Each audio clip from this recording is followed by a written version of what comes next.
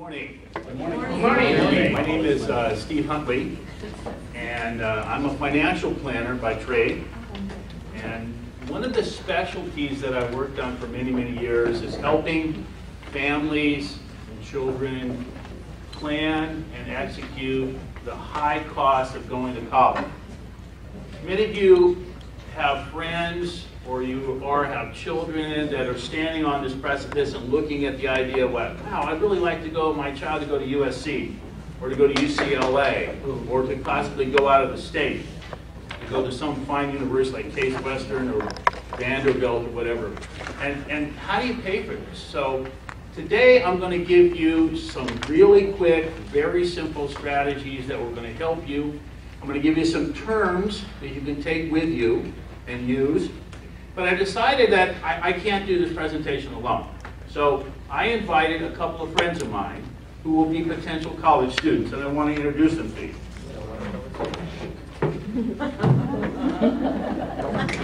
This is Jack. Okay? This is my friend Jack. And this is Jack's sister, Jill.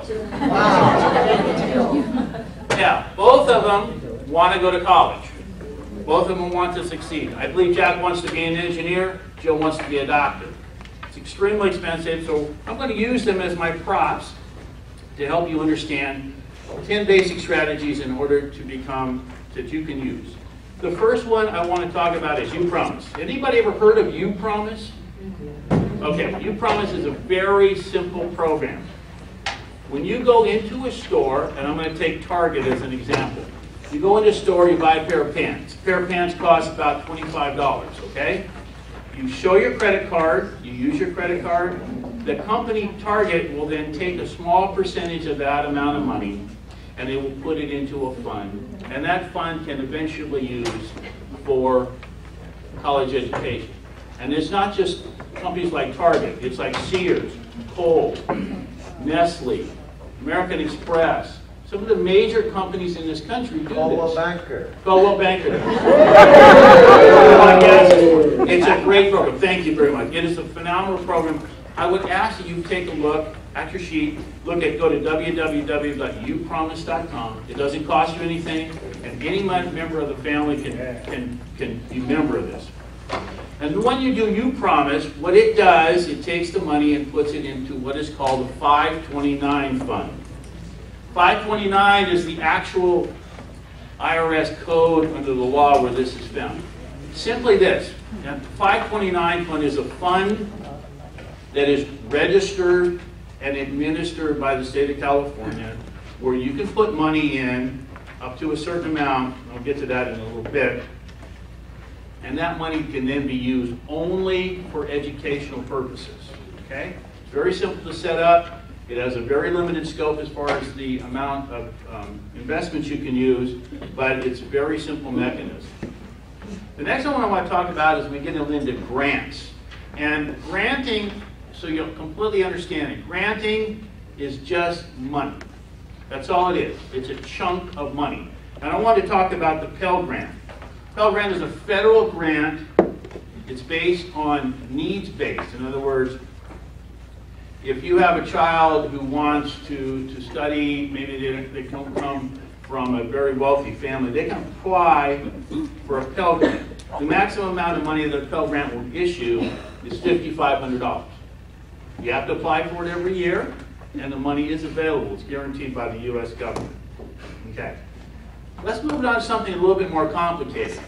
Of all the words that I'm going to speak this morning, the one that I want you to absolutely memorize is a dumb word, okay? It's FAFSA, F-A-S-S-A. FAFSA stands for the Free Application for Federal Student Assistance, okay? What this is if you will remember, the federal government is now in the student loan business. About 2 years ago, they changed the federal law. It used to be that a student applied, the bank would then fund the loan, and the student assistant would come from the government, would guarantee the loan. Now the government has got the bank out of the picture. What FAFSA does is this. It's about a 5-page document. This is what colleges look at to determine what the need is for the child. Now, how does a college determine what a child's need is? Everybody's needs are different, right? Some people are rich, some people are poor. They do it like this. It's a very simple mathematical formula. They take what's called the cost of admission, COA, okay? That's the cost of 1 year of college.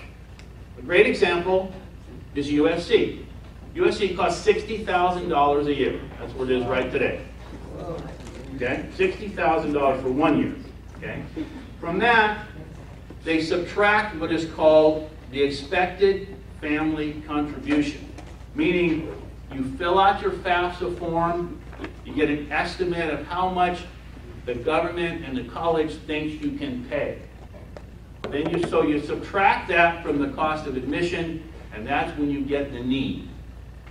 And it can be several amounts. Now the need can be met several different ways. You can do it as loans, which we'll get into in a minute, or many colleges do it as they either have what's called endowment grants, or they have a merit grant based on their income.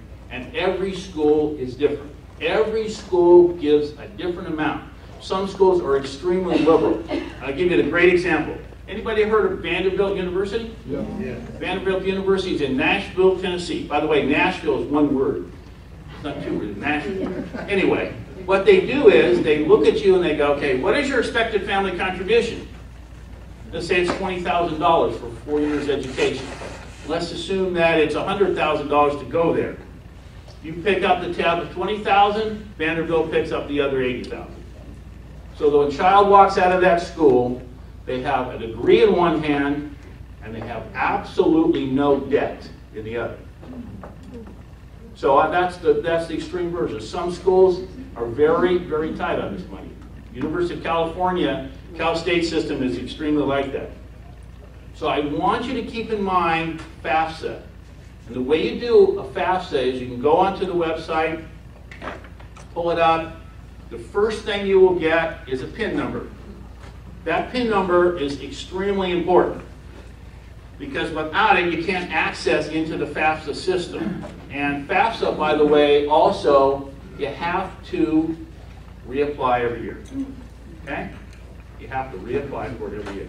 So that's kind of what that's what the government's doing. Yes, sir? Be careful, when you put FAFSA on Google, there's about 20 FAFSAs with a whole bunch of Right. 8s. Yeah. So don't be a victim. So go to www.ed.gov.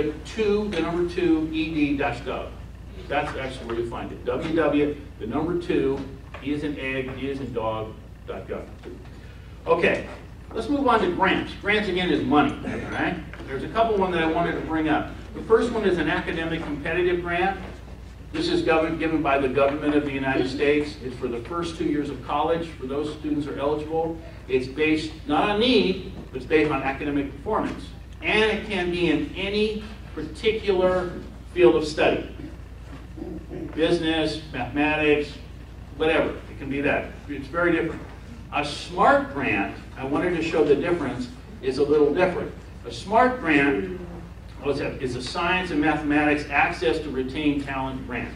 It's for the student who's studying mathematics, science, or engineering in the last 2 years of their college.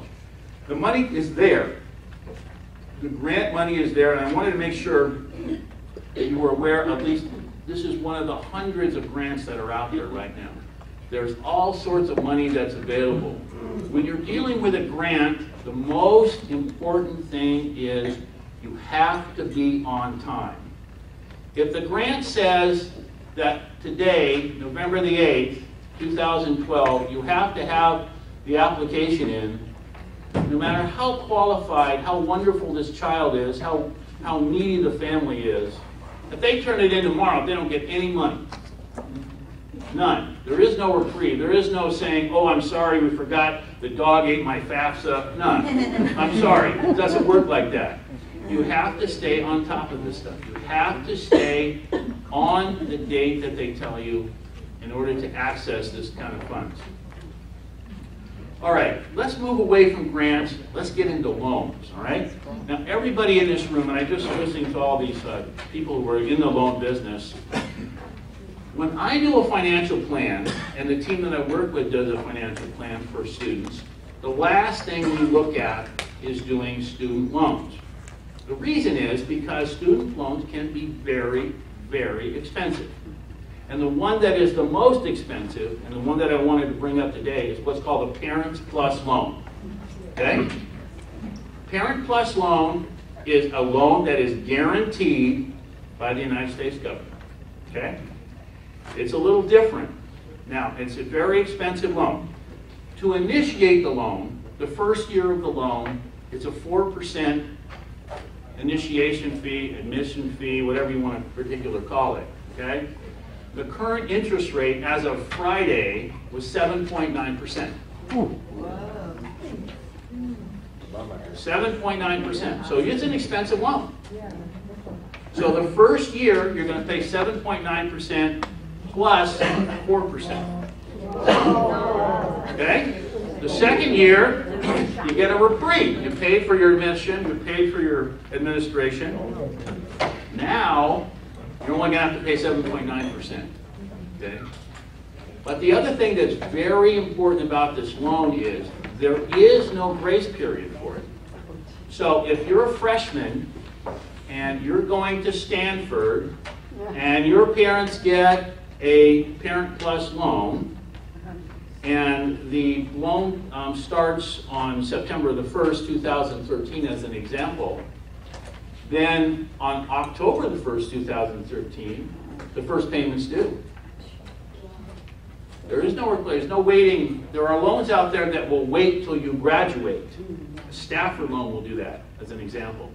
But this loan is the most drastic because it says, even though you're in college, even though you're studying, you still owe this loan. You still have to start paying on this. So that's why when we do a financial plan, we always try to do as much grants as possible, as much scholarships as possible, find out what the college will offer, that type of thing. And at the very last, we'll say, okay, maybe the last year you'll need to get a loan. Okay? The next one I want to talk about is something that's a little interesting. It's kind of out of vogue right now. It used to be called an educational IRA, but they came up with a cool name for it. They call it a Cloverdell. Cloverdell savings account. Very similar to a 529 fund.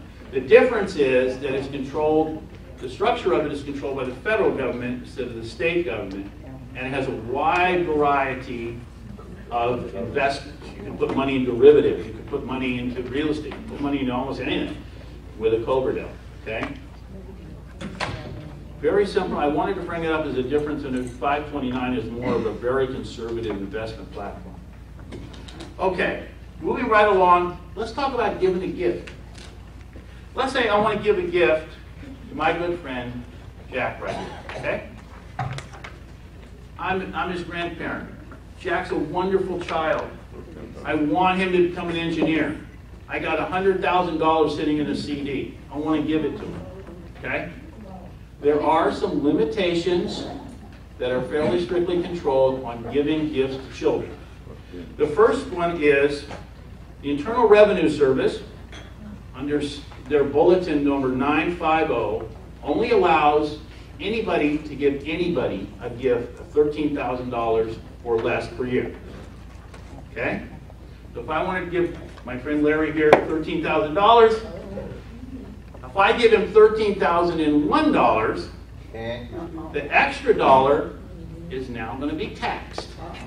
Now, this is a pretty tough tax, to be honest with you. A gift tax right now, unless Congress acts, is 45%. So the difference between the $13,000 and whatever I gave them is going to be taxed at 45%. You have to go to your CPA. You have to fill out what's called a gift tax return. It's very, very tough. So gifting is a great way to get college. You have to be careful of it. The other thing that you have to understand about gifting is it's called UGBA, but it actually stands for the Uniform Gift to Minors Act. And this act has been in vogue for about 15 years. What it is, it's an act that Congress came up with that said, okay, you can give a gift to this child, okay? It can be more than $13,000. You can give up to $20,000. That's great. So now the gift has been given to the child. It's sitting in an account under the child's name, okay? That sounds wonderful, doesn't it? I mean, this kid's got some money. He's not going to touch it until he goes to college. The problem is this. When you go back and do a FAFSA application, okay, they're going to look at what is in the child's name. And whatever's in the child's name, that amount usually is calculated four times as much against you. So what it does, it raises your expected family contribution, which means more money out of your pocket, okay? Less money out of the college's pocket. You understand? It's a very good concept. I mean, it sounds great. You're going to give the child some money under this act. You're going to be able to have it when they go to college. That's great. But if you apply under the FAFSA program, it will definitely hurt you. So when we do a financial plan for children, one of the things we'll always ask is, what is in the child's name? And we move it. Put it in the parent's name, put it in the grandparent's name, and like that. Okay, the last thing I want to talk about is something that's a little unique. Now, right now, in probably 500 colleges and universities are the students that I have helped place in those schools.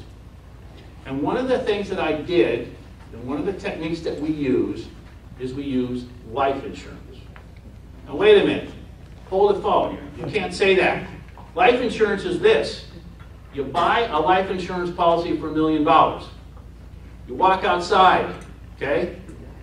You go on Atlantic Boulevard, get hit by a bus. You die. I come to your house and I give you a check for $1 million. Okay? That's great. That's a type of life insurance. The type of life insurance that's used, that's called term life insurance. We use permanent life insurance. Permanent life insurance has some tremendous advantages when it comes to planning for children's education. Okay? First of all, I insure the child. Oh, you can't insure a child. Yes, you can. You can insure a child. The law says that in this state you can insure a child who's a month old, anywhere up to the time that they're 18. They don't have to go through any of the medical tests. They don't have to have blood drawn or any other bodily fluids. They fill out, usually it's a simple medical form to get insured. The parents own the policy. Very important. The child can't own the policy, they're a minor. The other thing that's important to know is when you're dealing with insuring a minor, there is a strict law in this state that says that the parents have to have an equal amount of life insurance to the child. Now, why is that?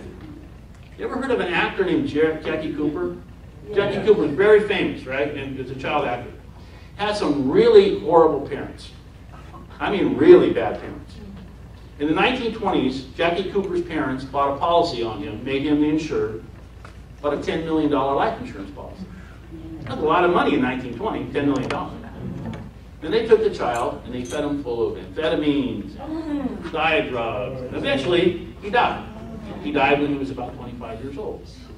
The parents were first in line, standing at the insurance company's door the next morning. We'd like our money. And they actually got paid off. That's a true story. But, so the state of California said, look, this isn't fair. We want to make sure that the parents have enough life insurance so they're not abusing the kid. Okay. That being said, how do you do this? How do you do this? Okay. On your sheet, okay, if you will please turn to the first page. I ran an illustration. And I ran it on Jack. Okay? This is Jack. Jack. We don't have the paper. We don't have it. Nobody has it. It's on the Hold on a entrance. second. It's in your hand. Then the first page. I'm going to wait for a second, because this is important. This is a really unique thing that we can use to help a child go to college. It can be the difference between them going to college and going to work at Berkeley.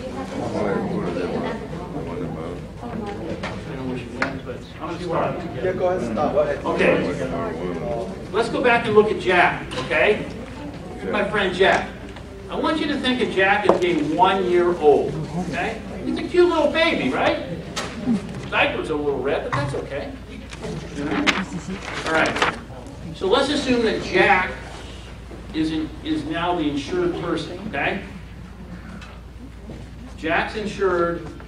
Jack's parents own this policy, okay? We've set the policy up so that Jack, the policy will be paid off on Jack when he goes to school. Okay? About 17 years, 18 years, the parents are paying on the policy, they're getting... The policy, though, is a little different. We're not trying to get $1 million so you can get to pay off your family. What we're trying to do, and what we do, is build up the cash reserve. Okay? This is an important concept because there is a phenomenal tax advantage when you're talking about permanent life insurance and a cash thing. The cash value in a life insurance policy can be taken out, to a degree, tax-free.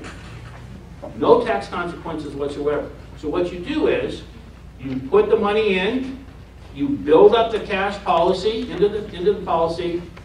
When you're ready, you have just become your own banker. You call the insurance company up, say, Mr. Insurance Company, I'd like to take $10,000 out, please, so that I can put my child through college. If you look on this form, you'll see that Jack, when he's 18, he'll have about $23,000 worth of cash value. And that cash is based on what the market's doing, whatever. But that's not important. What is important is you can't take all of it. If you take all of the cash, you have suddenly changed miraculously from a life insurance policy into an investment. And when you're in an investment and you take out money, you have to pay capital gains tax.